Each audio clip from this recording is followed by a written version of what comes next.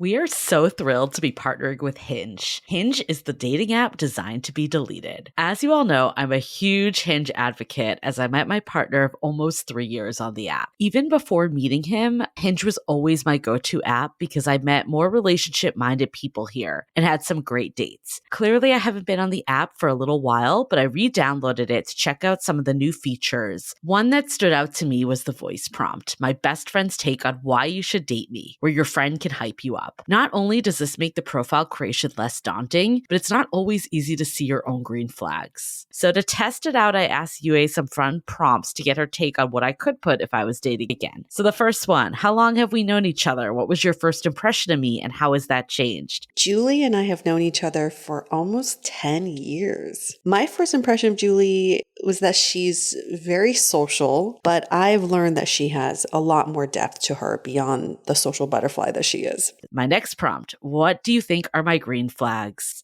I would say she's deeply loyal. She believes in love, curious mindset, and she is fearlessly ambitious. And then last but not least, what kind of friend am I? Julie is the kind of friend who will always have your back, no matter what. Damn, that feels nice to hear. So download Hinge and try voice prompts today. Then find someone worth deleting the app for. I was so excited to get my shipment from Last Bottle Wines in the mail the other day, full of incredible red wines, all from Napa Valley. I love wine tasting, so having this to my door couldn't be happier. Also, couldn't be more excited that today's episode is brought to you by Last Bottle Wines. If you don't know already, they're a Napa-based online wine shop with a twist. They offer just one handpicked wine per day until it sells out, and they're always at incredible prices. We're talking 30 to 70% off retail. And the best part is that there's no subscriptions, no fees, and no minimum purchase. And I could not be more excited to bring this offer right now because they're having a marathon sale, which is coming up March 28th and 29th. Even better, we're offering Dateable listeners 10% off your first order with code DATEABLE. So if you are a wine lover like me, this is a great time to join. And did I mention that shipping is 100% free? So what are you waiting for? Mark your calendar for March 28th and 29th or get on it earlier if you want. You can sign up at lastbottlewines.com and use code DATEABLE and find out why Last Bottle is the most fun way to discover and buy amazing wine. The Dateable podcast is an insider's look into modern dating that the Huffington Post calls one of the top 10 podcasts about love and sex. On each episode, we'll talk to real daters about everything from sex parties to sex droughts, date fails to diaper fetishes, and first moves to first loves. I'm your host, Yue Xu, former dating coach turned dating sociologist. You'll also hear from my co-host and producer, Julie Krafchick, as we explore this crazy dateable world. Hey everyone, welcome to another episode of Dateable, a show all about modern dating and much more than that, because we dive into the why of why people do the things they do, why people behave the way they do, and why people think the way they do. We recently wrapped up season 10. What? Yes, I cannot believe it. Did you ever think when we had drinks that one night when we were like, oh, you know what would be a good idea? Let's do a podcast. Did you ever think we would enter into season 11?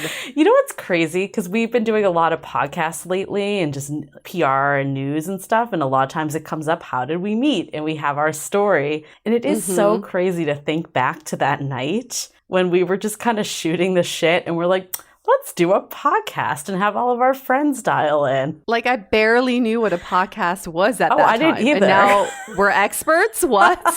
People are asking us for advice? It was 2016. Podcasts really were not a thing back then, or at least like talk show ones. It was very, scientific, I feel like. They were all like very academic. Yeah, and investigative, like crime stories were still really big back then. But now it's everything. Everyone has a podcast. It is true. Everyone and their mom literally has a podcast. And we welcome more because it just shows that this is a growing category. And the more podcasts we have, the better. It's like there's always room for others in this field. So I looked actually at some recent stats about different podcasts and different categories. And how many podcasts do you think there are in the relationship space? If you were to guess. In the U.S.? Yes, in the U.S.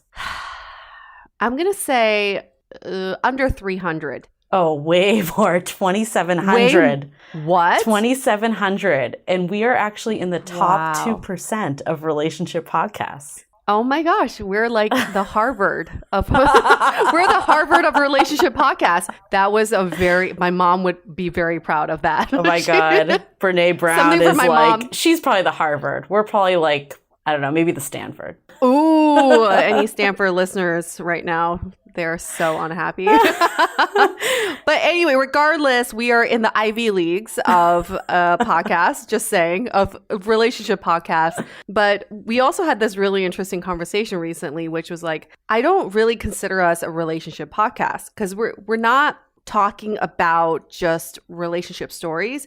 And also, on the other hand, we're not just doling out relationship advice or dating advice. I feel like we're kind of investigative in some ways, not to the point of like, let's find out the origins of dick pics. But you mean that Tinder podcast that we won't speak of? Like that one podcast that we won't talk about.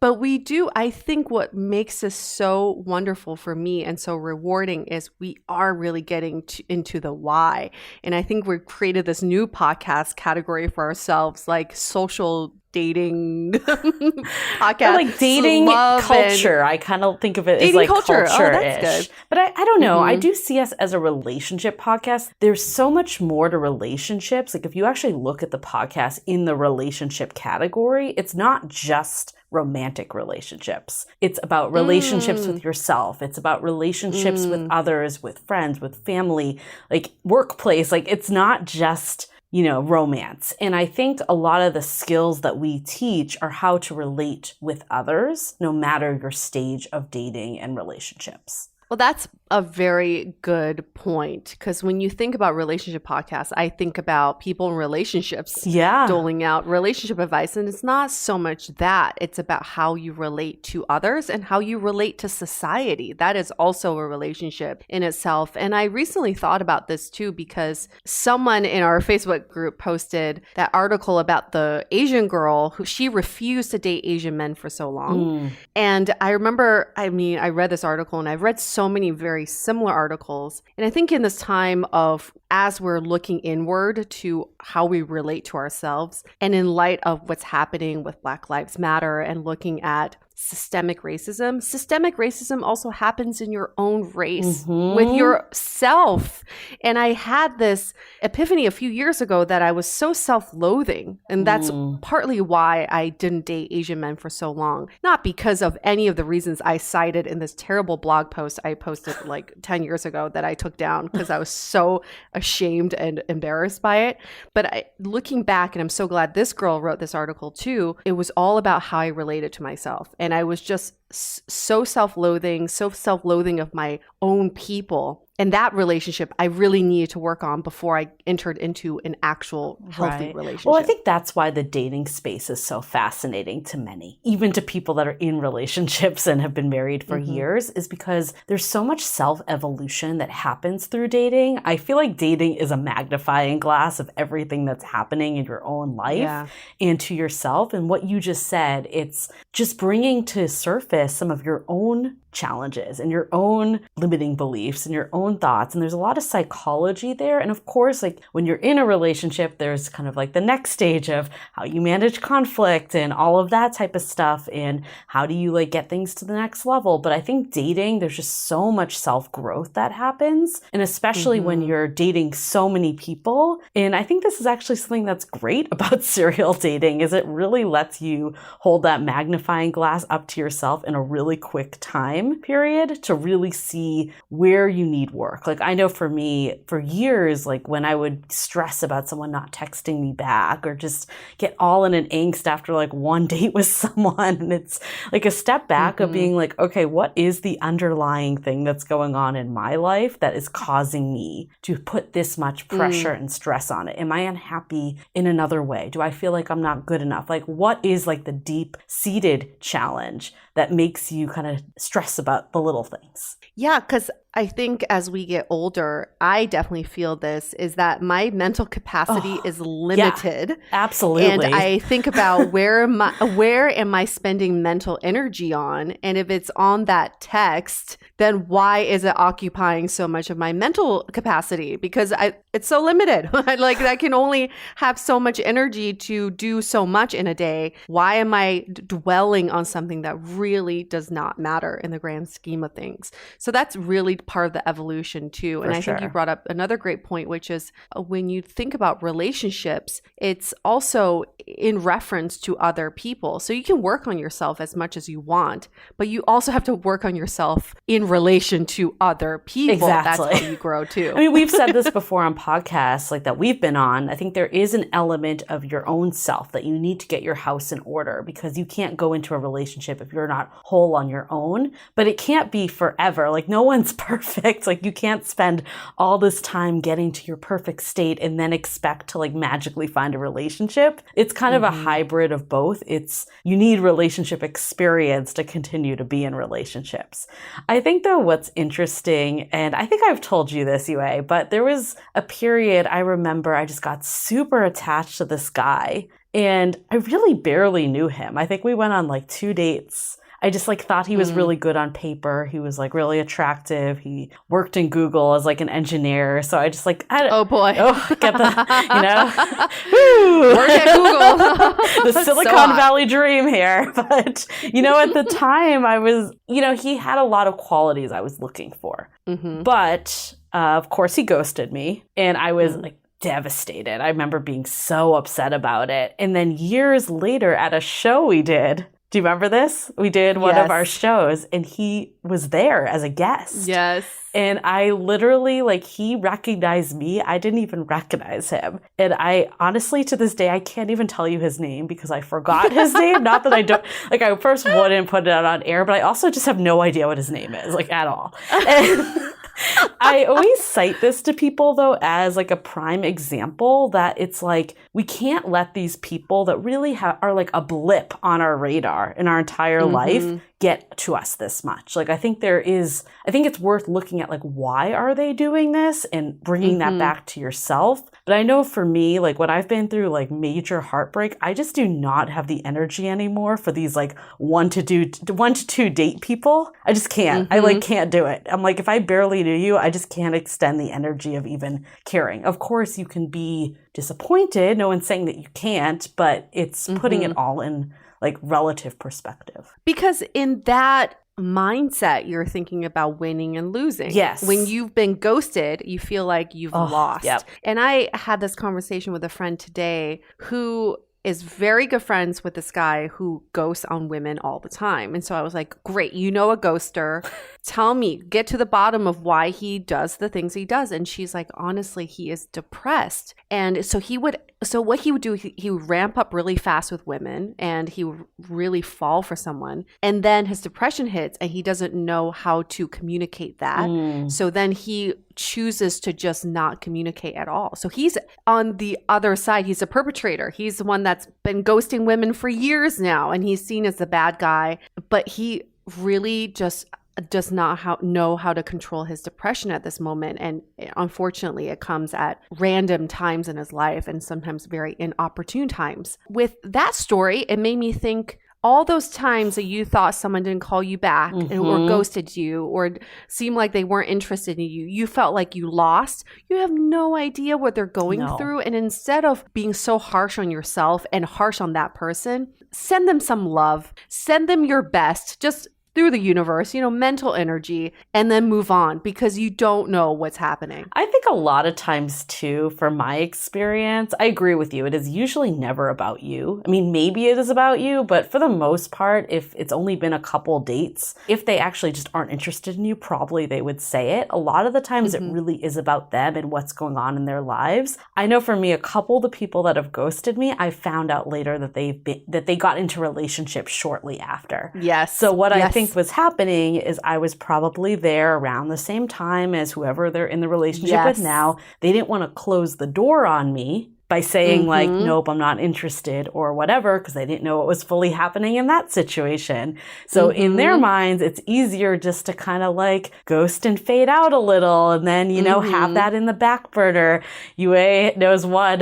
This is still one of my favorite stories if I can reveal it, but I had gone on like the best date. I just remember thinking it was, you know, just we had like such a good connection. You were so attracted to him. We were there for like 3 hours. We talked about just like deep level shit. Like I thought this was like gonna be something. The next day he texts me, we're chatting away. That night at the date he asked like when we were gonna go out again. We set a time. So this was, we made out. Like this was like happening. This wasn't just, I thought maybe it was one-sided. It felt very mutual, I guess. Yeah. And then all of a sudden he was just gone from my Bumble.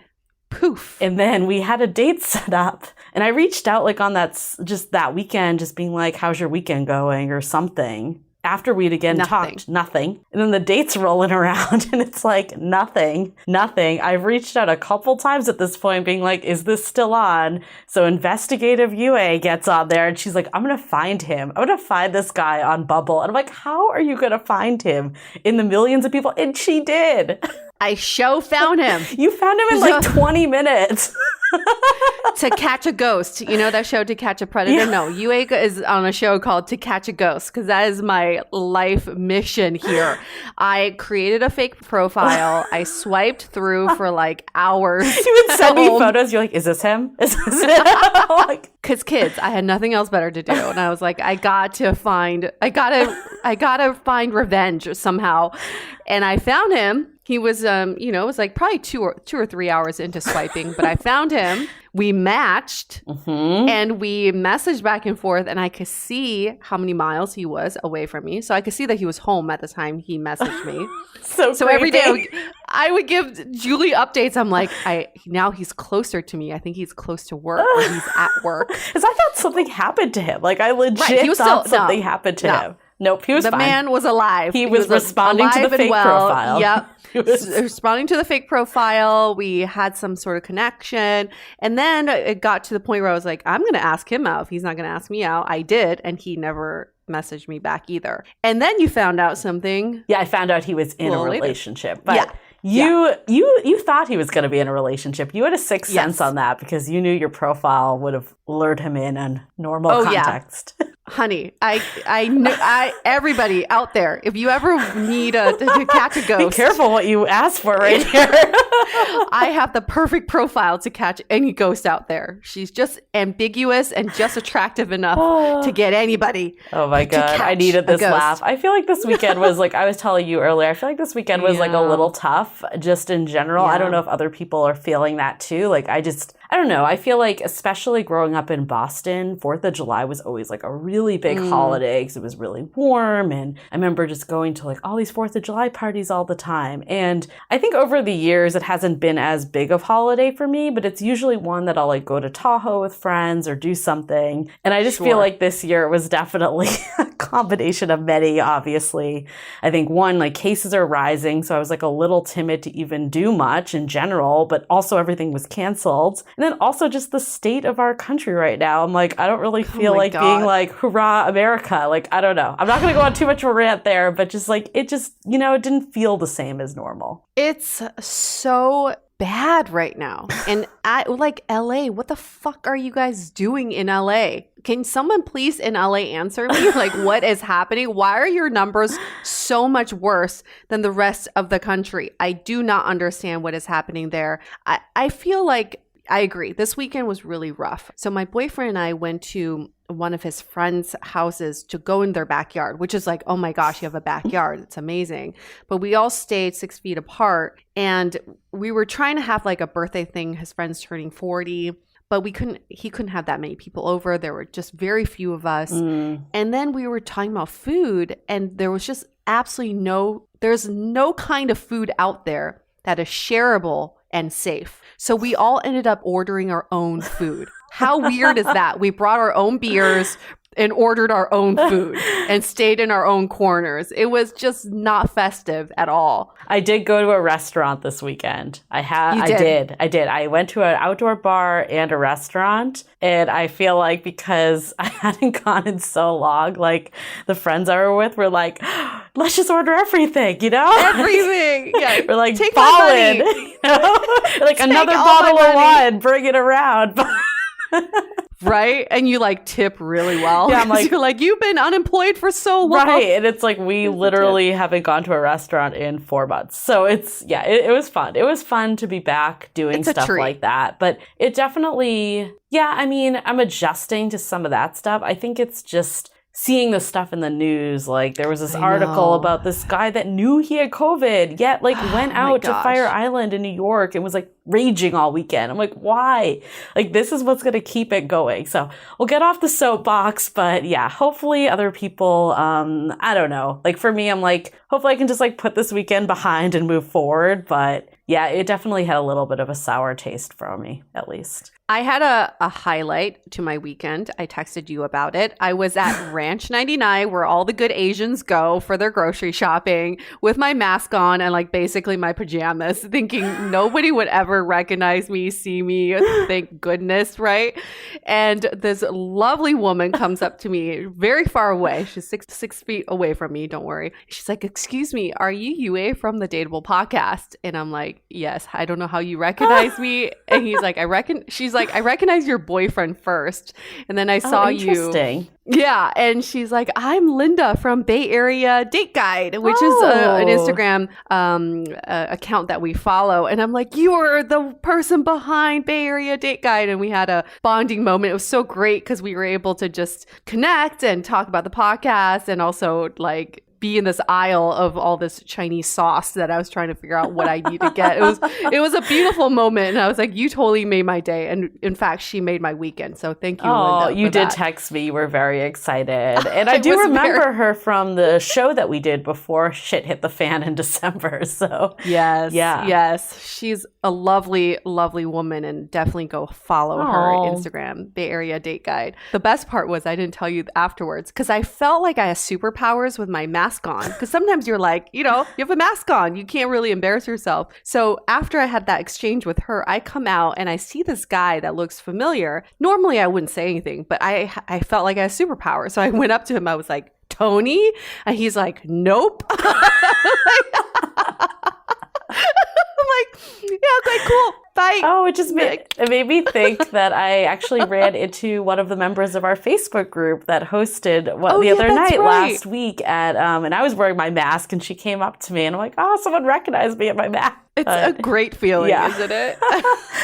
But anyways, I feel like we hit season finale, but we have a lot of really good stuff in store for the off season. We definitely want to keep the momentum going. We have a lot of new listeners that have come in recently. So welcome everyone that's new. And of course, the ones that have been with us from the start, we love you and glad that you're still here. But we're excited to just kind of go through some of the trends and some of the stuff we've been experiencing of how dating is going to change with COVID, and also rerun some of the podcasts that we were on that we talked about this as well. So you can hear from other podcast hosts. So much fun. But don't get us wrong.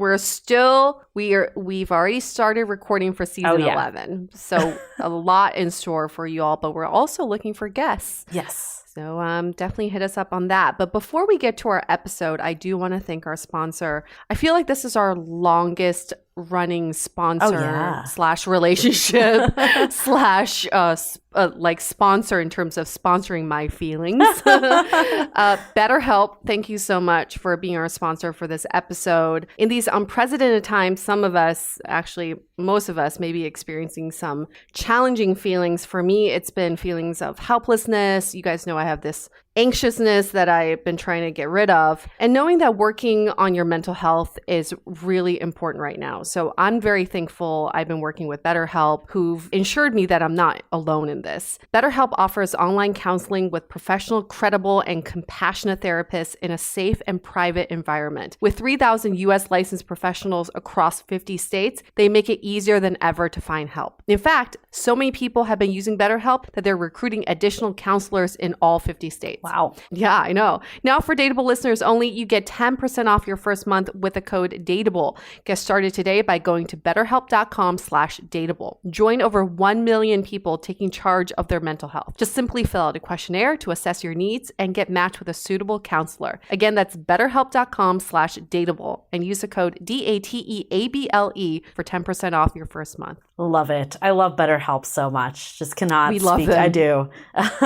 Another thing I love is how many reviews and ratings we've gotten from you all. Like, Yes. seriously, it has really helped. Like we were talking about earlier, being in the top 2%. That's what has helped us get there. Like we've seen noticeable differences in the Apple charts because of that. So if you haven't left us a rating yet, it literally takes 2 seconds. Just go into Apple and hit 5 stars. And yeah, hopefully you can do that if you feel like we deserve 5 stars. So thanks again for everyone that has done that. I was listening to our friend Kat Harris's podcast, The Refined Collective, and in her intro, she says, even Oprah asked for reviews in her podcast, so I can ask for reviews too. So there, I'm going to use the same line. Even Oprah does the same thing. I felt like annoying about it, and I talked to one of the members at our Facebook group, and she's like, no, everyone does this. Like, don't feel annoying, because I think it is that no one ever thinks to leave a review unless it's something is really bad, right? Totally, yes. So it's really just not Yelp effect. Yeah, it's not top of mind. So again, I think also people don't really understand how much it really does help podcasts grow, and it helps us. I think you've said it really well. Like it helps us when we reach out to guests and they look at it and they're like, do I want to take an hour of my time, especially the more high profile guests we get? Taking an hour of time is actually asking for quite a lot. So we want to ensure them that 1, we are a reputable podcast, and 2, there's people that are like you all that are going to really listen and enjoy their content. And in addition to reviews, tell a friend. I was talking to my good friend today who's married, and she absolutely loved our last episode, by the way. The open letter to shitty husbands. And she shared it with another friend of hers, not to complain about their husbands, but more just to really open up the conversation that is so uncomfortable for people to have in relationships. So she's been listening with her friends, and it really helps too, because if you have another friend that you think could benefit from our podcast, that's a great talking point for you too. So definitely tell a friend. We love it. Let's get more people into the Dateable family. And then our last ask is to follow us on Instagram at Dateable Podcast. This is our biggest social channel outside of the Facebook group. And of course, you can find us there too. But we'd love for you. We take a lot of time to put together some nice stories, pull some funny quotes. So we can kind of just give you like that little smile that you need on a daily basis right now. Because I mean, I don't know about you guys, but I'm trying to get it from wherever I can right now. All different sides. This last week, we posted a Would You Rather. And the question was, would you rather find out how long you and your partner will last or how long your partner will live for? And the results came in, and it was overwhelmingly the majority said they rather find out how long the relationship will last instead of how long their partner will survive. Wow. So they were on the same page as you, Julie. Got it. So before we go into our episode for today, do you have another Would You Rather for me? I do have another one. Okay, let's keep it going. Yeah. Okay. You want? Okay. Let's do it. I thought of a few more, but I'll ask you this one. This might be interesting. Okay. Would you rather date someone who's had a lot of relationship experience and comes with a lot of baggage, or someone who has very limited relationship experience and comes with very limited baggage? Ooh, this is such a tough one. It actually is super real. I feel like this is dating Very today. real. It's like you either get someone that's been through the ringer, they maybe are divorced, coming back onto the dating scene, or you have Maybe people, have kids. Yeah, or have kids, or people that really have just not put dating on the forefront. Like we've focused more on careers and other things. This is tough because I feel like my initial gut would say someone that has had more relationship history. But actually, after listening to the episode we did, Relationships, Are You Sure You Want One? I think I might actually swing the other side because Really? their point was first of all, no two relationships are the same anyways. Right. So it actually probably doesn't matter. It really probably just depends on the person in the reality. And I think what they were saying too is if you have a blank slate, you can kind of create whatever you want. It's like if you think about it as, I don't know, I'm doing a lot of painting lately, so I'm thinking about painting. But like if you have the layers. a layer of just shit. I don't know. I made some really bad paintings this weekend also. I realized this is not my strong suit. Please share. Please share on Instagram. I'm going to get better, I promise. But I'm looking at one right now and I'm like, this one's going to be hard to fix because it's just, it looks like shit right now. And I'm not saying that everyone with baggage looks like shit. That is an incentive for people to follow us on Instagram just to see how shitty Julie's paintings are. I'm going to keep painting so I can post the shitty paintings to get Instagram followers. But I was going to say, like, when you have the clean slate, you can kind of, or the clean canvas, you can kind of just create whatever you want. So again, I personally I know I have to choose one because that's the game, but I would probably I would probably say it doesn't matter either way. And it really just depends on the person. But because you said this first person has a lot of baggage, I would say I would choose the person that maybe has no baggage and just is fresher, greener. What about you?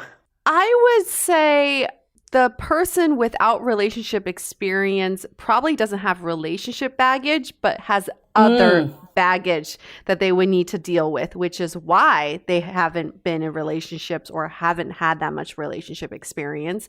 You all know I love married. No, that's not. Oh my God, I can't believe I almost said that. I love married men, y'all. That's my thing. They have so much baggage. It's amazing. It's called a commitment to another woman. I love it when they're unavailable. This is how rumors get started right now, Yue, from your own mouth. I know. Someone takes this so soundbite. Like I heard it from Yue herself. It's like just playing on loop. I love married men. I love married men. I love married men. You're a meme. I love divorced men. My current boyfriend is divorced. That's not a secret for anyone because I feel like they've been through it all. And I feel like the women before me are fluffers. They're relationship fluffers to prep him for this relationship with me. And I really appreciate that. That's not to say he doesn't come with baggage. He absolutely comes with baggage. And so do I. So to me, I feel like I like someone who's been through it. Yeah. They know, they kind of can like pinpoint, oh, I remember going through this issue with my ex, or I remember encountering this challenge with my previous relationship. And then they have, hopefully, it has to be someone who's a little evolved from their last relationship, hopefully have the tools to address these issues. Not to say people without relationships don't have the tools. It's just they haven't had much practice. Yeah, I mean, it's such a hard one because I think it's so probably down to the individual. For sure. But yeah, I think both perspectives. For the sake of the game. For the sake of the game, I'm glad that we actually both had differing opinions because, there's no right answer to this one. So I saw my friend Hai Ching and she said, you and Julie actually have pretty different perspectives. And I was like, good. That is a really good thing. Because for a long time, we were worried that we had the same perspective. Interesting. But she really felt like we have different perspectives. So that's great. Did she call out one specifically? I'm curious. Not specifically, but she's like, just for the virtue of you being in a relationship and you being single, it's already two fresh perspectives. But sometimes the way we look at some of these episodes, like the stories, we offer different perspectives too. That's good. I think that's even long-term more important because, relationships change as we've seen over the last 5 years. So they sure do. But as relationships change, so does dating. And dating has certainly changed during COVID and during quarantine. And we realize we keep getting invited to go on other people's podcasts to talk about dating trends during COVID that we've actually never talked about them on our own podcast. Right. So we're going to take this bonus episode to talk about some of the top 6 dating trends that we're seeing in COVID, especially now we're entering into what I would call phase 2. We might have sprinkled them into episodes, but you're right. We haven't had like one episode dedicated to it where this is where it will come. And hopefully this will help people navigate during this time because I think there's a lot of challenges, but there's also a lot of good that could come out of it. I I think we all can't forget that and have amnesia that dating was not perfect before COVID. So yeah let's use what we got and see how we can create the dating lives we want. So should I kick it off? Kick it off. I'll do. Okay. You've all heard me talk about the sober first kiss. This is something I've been championing for a long time, even before COVID. I really believe that you can gauge chemistry through a sober first kiss. But in this day and age, it's very hard to do so, except for quarantine time.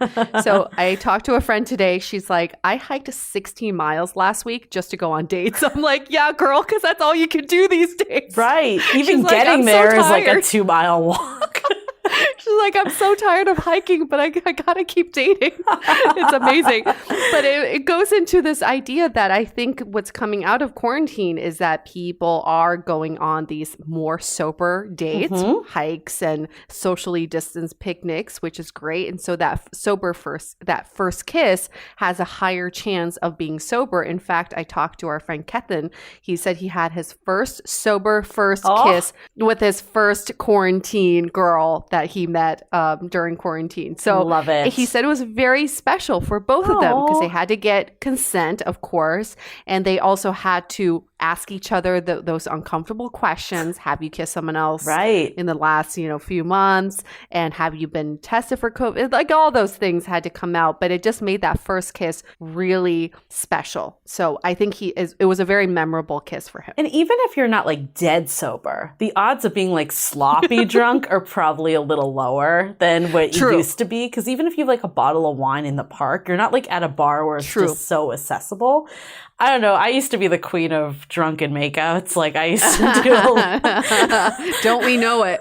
I definitely got a little bit of an MO from friends on that one, but I think it will make us more selective of who we kiss by far, and kissing will have a lot more meaning. I think we've heard of so many dates where it ends in the kiss and then you just never hear from them again. And you're like, wait, didn't we kiss? I just shared a story earlier, right? So it's like, why isn't it translating? But I think we took it for granted before. And it was just kind of like one of those things you did on a date. And you may not have felt anything for that person, but you're like, why not? But that won't happen anymore. I mean, unfortunately, for the longest time, we were all the Oprahs of kissing. We were just giving away kisses to anybody. You get a kiss, you get a kiss.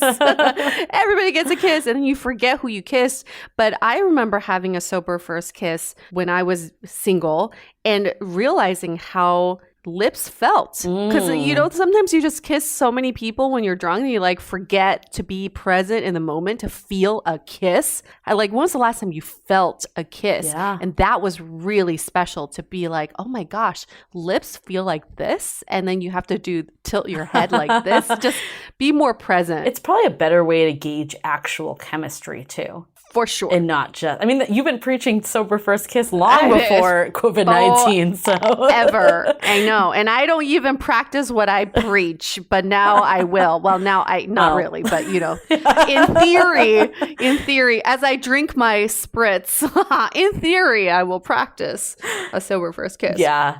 No, it's definitely going to change dating and just like what we do on dates. And I feel like just date attire, how you show up, like all of that is going to be different. Like I remember just wearing these like cute dresses to dates and like I can't even fathom that right now. So, oh my God. Yeah. What's a dress? And we talked about too, it's like we'll fold this one into this trend, but I think more and more dates are going to start on video and then progress into these socially distanced dates and hopefully have the opportunity for that sober first kiss if all goes well, right? Yeah, or a virtual first kiss. I've totally done the kiss through the phone, Have you? Through the phone? Not like making out with I'm not like making out with the phone. It's just like the below the kiss, It's kind of sweet. I didn't know you were so cheesy. Okay, next. All right. I guess the next one that I can think of is, we thought that Me Too was going to kill fuckboys, but I think COVID has really destroyed fuckboys. Let's take a moment for our sponsor, Generation Tux. While during this time, many plans are being postponed, especially the big day for some, we still want to pass along this great offer from Generation Tux. For all you men out there who are planning your special day, Generation Tux takes away the headache of finding you the perfect tux. You simply create your look online, including your groom's party, and everything arrives within 14 days of your big day at your doorstep. With Generation Tux, you can even earn a free suit or a tuxedo rental with 5 paid members. Generation Tux offers free home try-on program for grooms. You can also get free swatches delivered straight to your door. And after the big event, you just put everything back in the box and use a prepaid label to drop off at UPS. So take note of this: free shipping, free swatches, free home try-on. Now you can save time and money with Generation Tux. Check out generationtux.com/dateable and use the promo code DATEABLE for 10% off your entire groom's party. Again, that's generationtux.com/dateable and check out with the code DATEABLE. Now back to this episode. You know, we thought that Me Too was going to kill fuckboys, but I think COVID has really destroyed fuckboys. Like, it's really hard to be a fuckboy during this time. You can't send that "you up" text anymore. You can't just hit someone up at like midnight when you've been out all day and partying with the boys or whatever. Like, that just doesn't happen anymore. We hear of all these people getting these like Zoom serenades and these like really romantic gestures. We had someone on our podcast where the guy like picked her flowers on his hike and like sent the virtual bouquet. It's like, you just can't do the bare minimum anymore. So fuckboys are canceled. Like, fuckboys are done from COVID. I also learned another thing is that Julie loves saying fuckboys. That's her. She's all about timelines and fuckboys. If you need to take away 2 things about Julie on this podcast, it's timelines and fuckboys. And if you can put them in the same sentence, you are her soulmate. There's something edgy just saying fuckboys. I just get a reaction every time. But you're right. I do love a good timeline, and I don't love a good fuckboy, but I love saying fuckboys. You know, I agree with you. I think the Me Too movement gave fuckboys a concussion, and COVID has made sure that they never wake up from their concussion. Fuckboys are so over. I feel like I've had girlfriends tell me about they just roll their eyes at some of these texts now. Like back before COVID, you know, pre-COVID days, they would be looking at these texts asking me for advice. Right. Should I respond back? What should I say? Is he interested? Nowadays, they just show me a text. They're like, are you fucking kidding me? Like, delete, block, no thank you, and next. So yes. I think COVID has put a lot in perspective too, especially when this fuckboy that was hitting you up all the time when you were quarantined was like crickets, right? Right. It's really transparent when they come back, and it's obvious that they don't really give a fuck how you're doing, and it's just that they want to get laid because they've been quarantined for 3 months. So it's not that fuckboys don't exist anymore. They certainly do, but I think our BS meters are a little higher, especially if you're someone that's looking for a relationship and not just a hookup. I think before they could kind of merge in a little, and it was sometimes hard to like decipher your feelings between, I know this person might be bad, but I'm just going to do it anyways, where now there's also like a lot more at stake by going there, especially if you know that they're like hooking up with a bunch of people. Who wants to do that? Right. I think it used to be, it was like cool if you could transform a fuckboy. You know, that was a goal. They were your project. It's the dream. Nowadays, like, you don't even want to deal with a fuckboy. That's the difference. They still exist. It's just people don't want to deal with them. Like, right. We got better things to do. Fuckboy. We got protests to go to. Economy's collapsing. There's a lot of stuff going up. BCW, have you looked at the numbers? Thanks, fuckboy. We don't need fuckboys. No more fuckboys. Thank you. Next. And then another trend we've been seeing is this one applies to me so much is couples are either sinking or they're swimming. And full disclosure, this has been a really tough time for my relationship. Not in terms of, oh my gosh, it's like really on the rocks, but we've had so many really hard conversations. And I'm so glad we are having these conversations. But I can totally see that if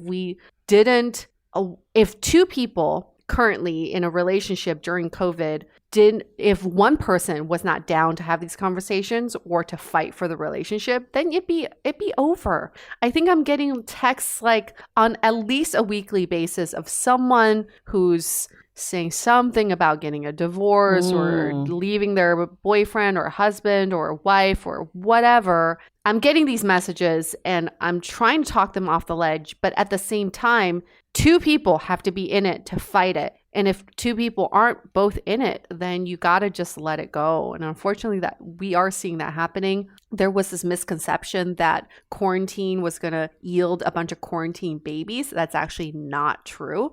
They're seeing that there's actually less pregnancies through quarantine because I think couples are so stressed right now and they're more concerned about working through their relationships than, creating children. So that's good. That's a good thing. I think that we're being responsible. But for couples, we totally get it. A lot of my friends have told me this has been a really tough time. I'm in the same boat as you, but keep fighting and make sure that as long as both people are willing to fight for the relationship, you are on the right path. I think also before it was so easy to distract yourself and to sweep the issues under the rug. Like you're like, oh, let's go out and get drinks or do dinner. And we don't need to sit and talk about the hard stuff. And I think it's forced people to have those conversations. And like you said, for better or for worse. And while it's unfortunate if things end, is it actually better in the scheme of things than having it drag on for more years if it really, like you just can't communicate and you can't have those difficult conversations?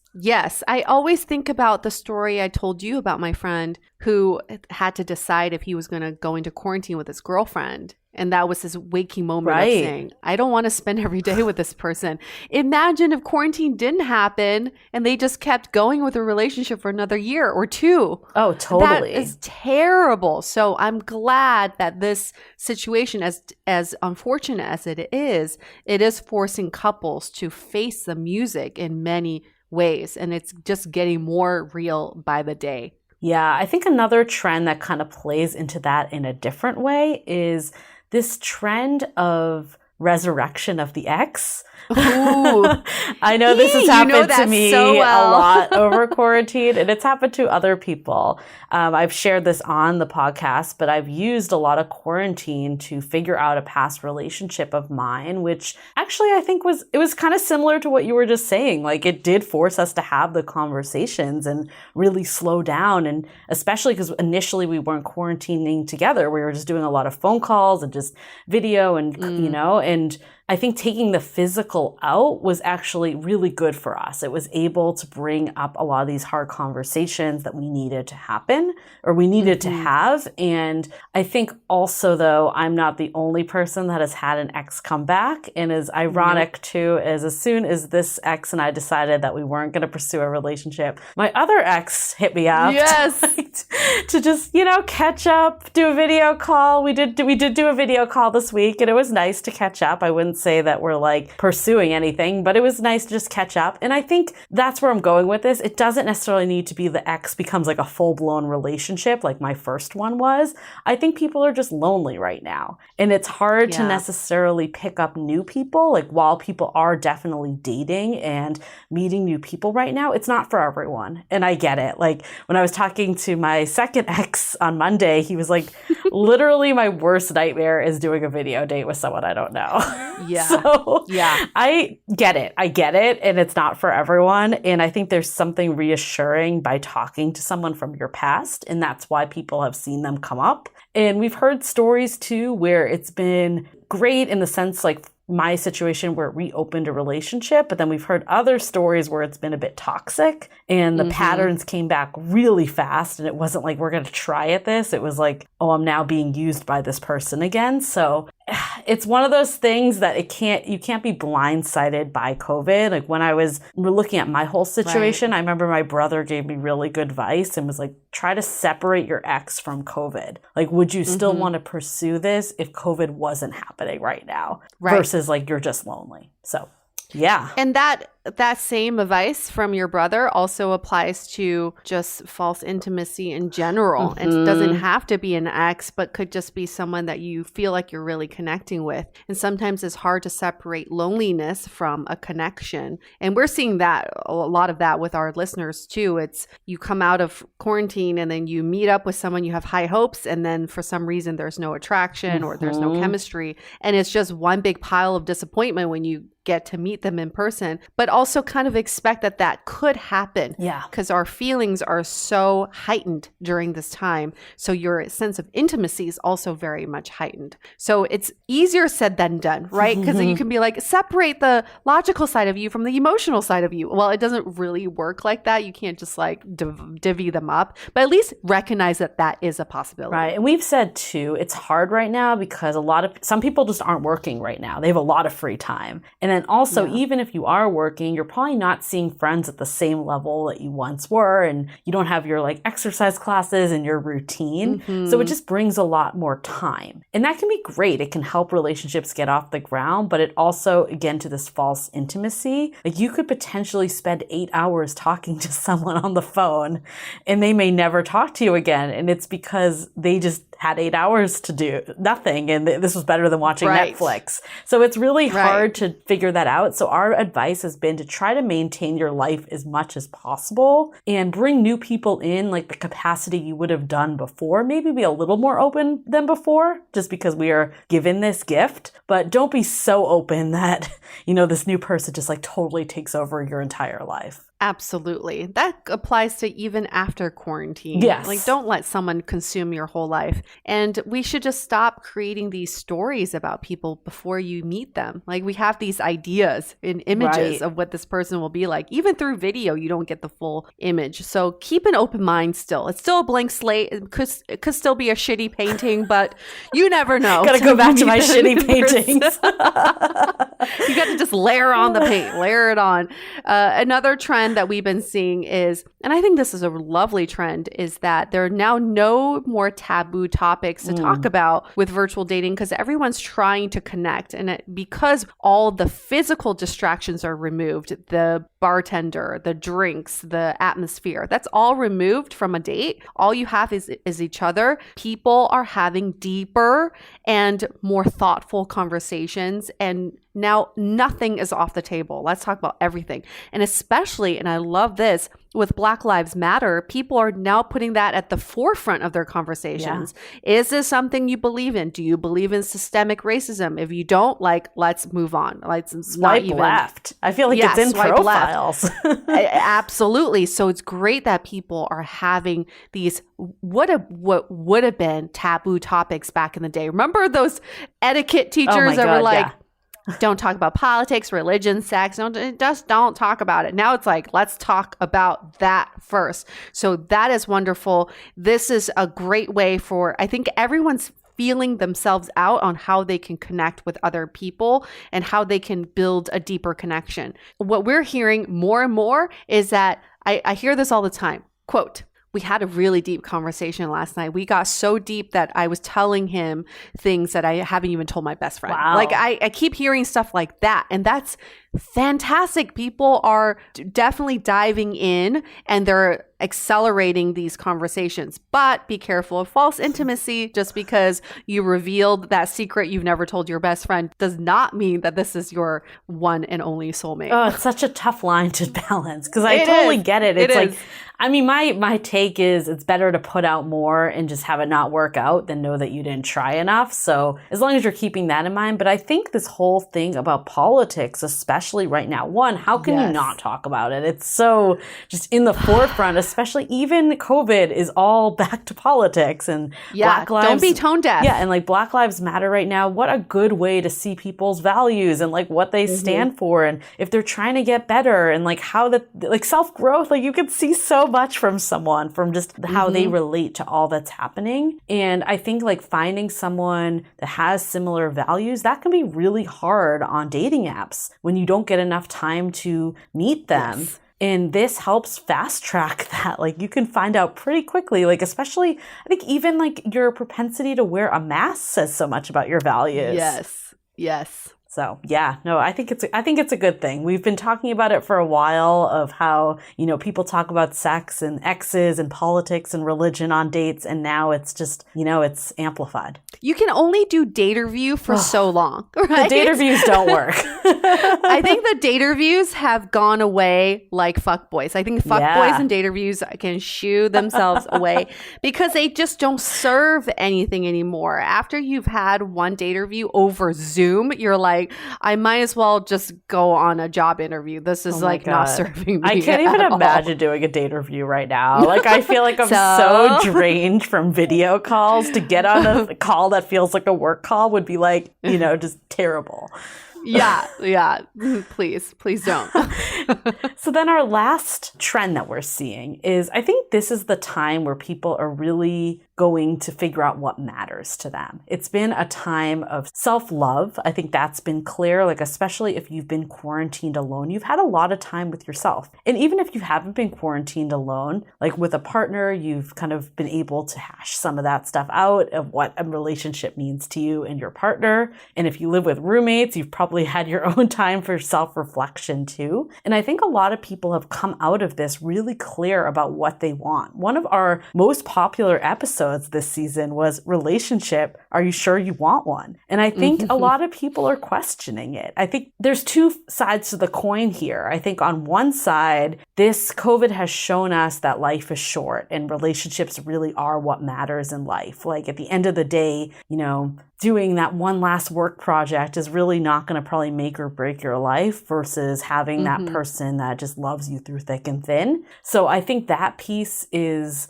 shown a lot of light with COVID. But then on the flip side is we hear of all these people that are really struggling right now, either in relationships or with children, balancing that with work. And there's something nice about being like, I can support myself. I'm happy with myself, and maybe I don't want a relationship. And I don't think either one is right or wrong, but I do think this time is giving people a lot of clarity into what their priorities are. And what your priority is now doesn't mean it has to be that in a year or 6 months or whatever, but it's giving a lot of I think before people were just very confused because of all the paths they could take, where now there's a bit more direction. Yes, absolutely. And it's a great time to think about it. You're like asking yourself all the questions that you've asked yourself in passing, but you never spent the time to actually stop and answer yourself.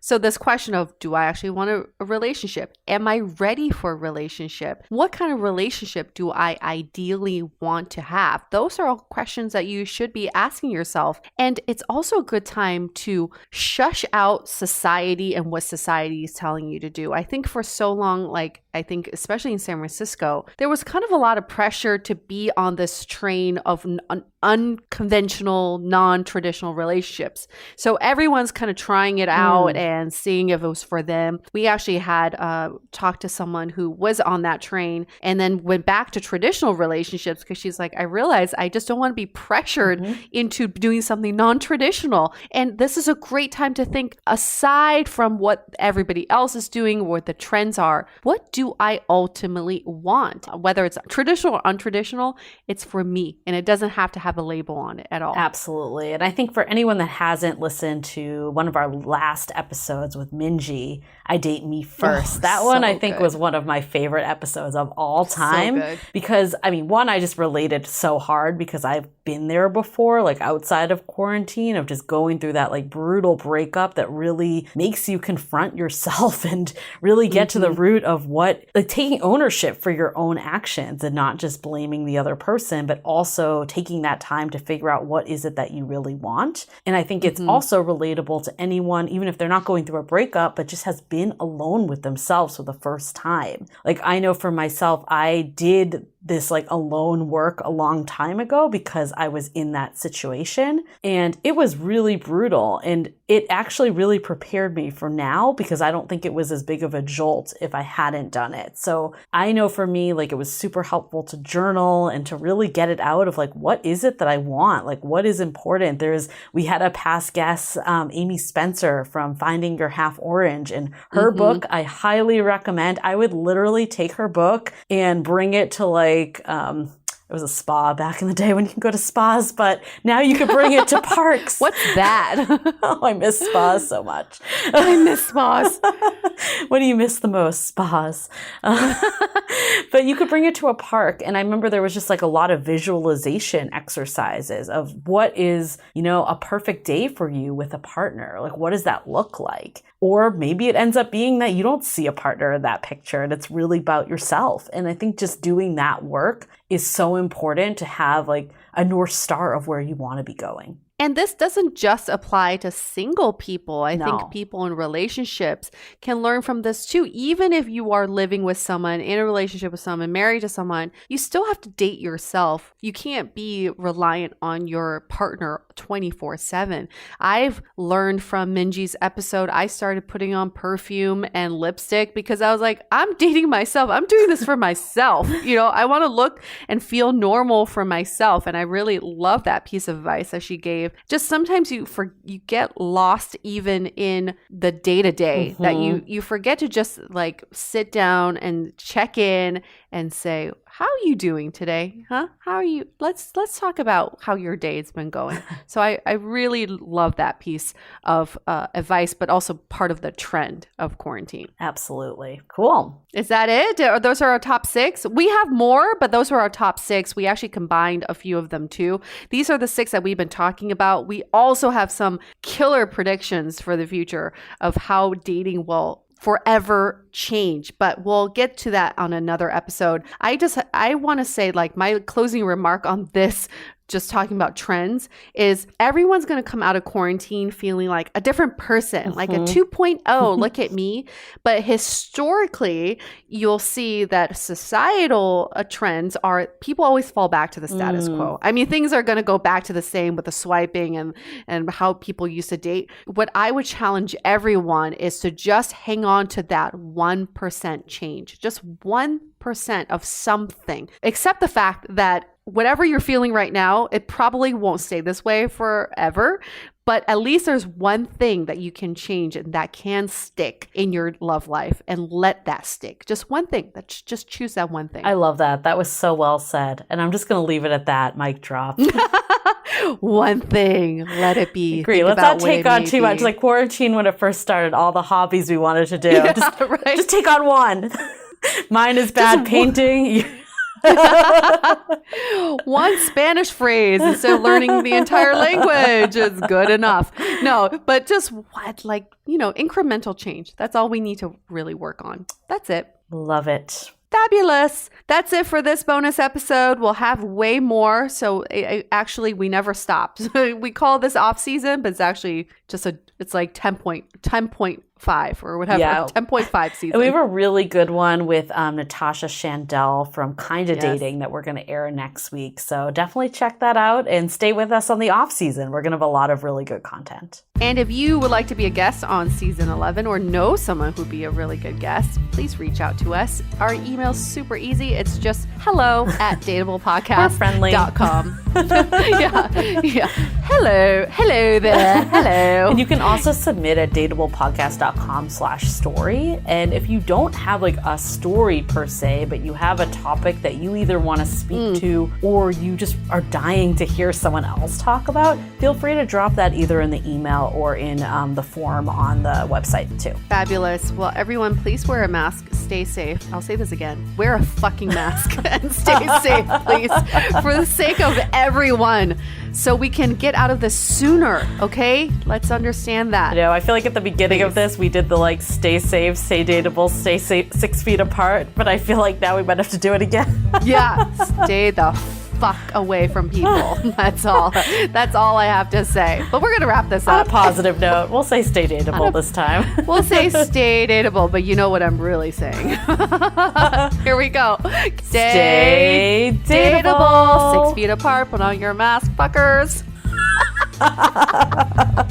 The Dateable Podcast is part of the Frolic Podcast Network. Find more podcasts you'll love at frolic.media/podcasts. Want to continue the conversation? First, follow us on Instagram, Facebook, and Twitter with the handle @DateablePodcast.